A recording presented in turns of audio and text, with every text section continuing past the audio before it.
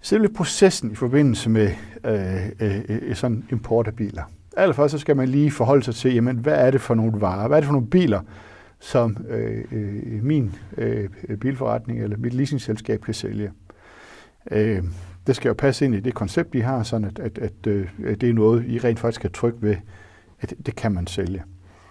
Så skal vi, når vi så ved, nu vil vi satse på den her type biler. Det kan være elbiler, præmiebiler, luksusbiler, et eller andet.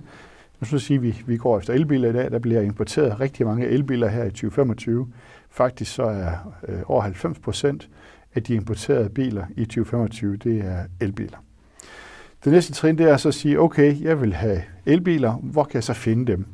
Er det på en auktion, eller skal vi ud og bruge nogle af de her online bildatabaser, der er, og så finde bilerne selv? Har vi nogle salgskanaler, nogle forhandlere, vi allerede arbejder med, der kan hjælpe os med at få biler til nogle fornuftige penge. Næste trin, det er jo så, at når man har fundet de her biler, så skal man tage kontakt. Er det en auktionsbase, så skal man ind og byde og handle osv. Er det en forhandler, man har en dialog med, eller på vej hjem, så er der en forhandling omkring selve bilen. Man tjekker, at den lever op til de her ting, de beskrivelsen, og den, der laver al praktikken omkring betaling og aflevering.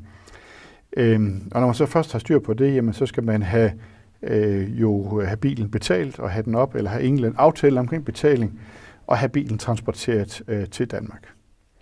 Når den så er landet i Danmark, jamen, så er næste trin så, at den skal til et toldsyn, og den skal sælges, og på et eller andet tidspunkt, når den bliver solgt, jamen, så skal der laves en værdifastsættelse og en afgiftsberigtigelse af bilen. Så det er de processer, der er inden bilen den kan komme til Danmark og blive solgt.